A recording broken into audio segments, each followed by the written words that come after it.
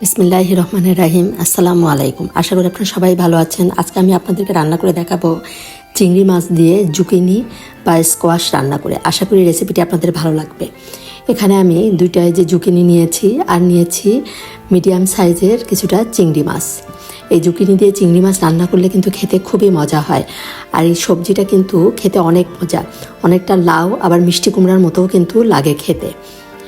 এখন আমি এই জুকিনির উপরের ছালটা কিন্তু খুবই পাতলা হয়, আমি এটা পাতলা করে ছিলে নিব। পাতলা করে ছিলে এটা আমি কেটে নিব।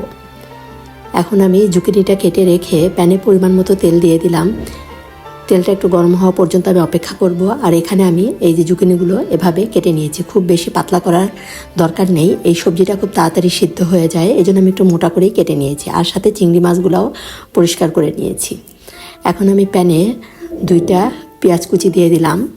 পেঁয়াজটা আমি হালকা ভেজে নিব, খুব বেশি ব্রাউন আমি করব না। পেঁয়াজের কাঁচা ভাবটা দূর হয়ে যাওয়া পর্যন্ত আমি ভেজে নিলাম।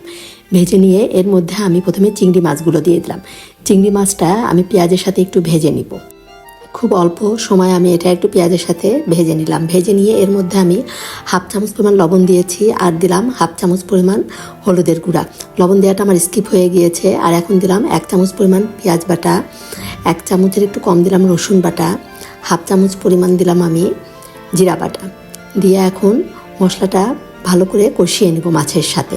চিংড়ি মাছ কিন্তু বেশ সময় ধরে রান্না করলে মাছটা শক্ত হয়ে যায়, এই জন্য আমি খুব অল্প সময় এটা কিন্তু হালকা ভেজে নিয়েছি। এখন এর ভিতরে মশলাটা আমি চিংড়ি মাছের সাথে কষিয়ে নিয়ে এর ভিতরে 1 চামচ পরিমাণ লাল মরিচের গুঁড়া দিয়ে দিলাম।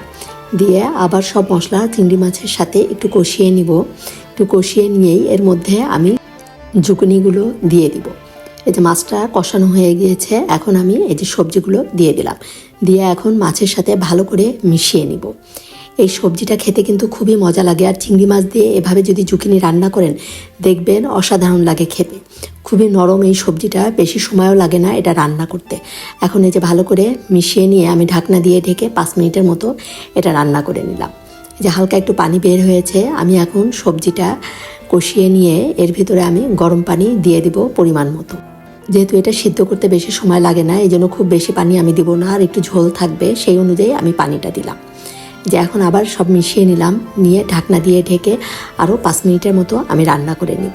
জুকিনিগুলো কিন্তু সিদ্ধ হয়ে গিয়েছে। এখন এর মধ্যে আমি আরও হাফ চামচ পরিমাণ লবণ দিয়ে দিলাম। দিয়ে একটু মিশিয়ে নিয়ে এখন ঢাকনা দিয়ে ঢেকে আরও 2 মিনিটের মতো আমি এটা রান্না করে নিব।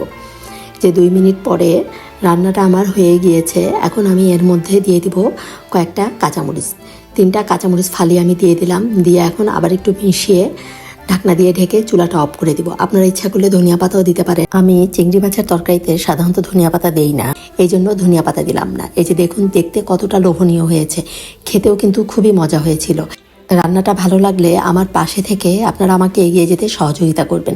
ধন্যবাদ সবাইকে, সবাই ভালো থাকবেন। আল্লাহ হাফেজ।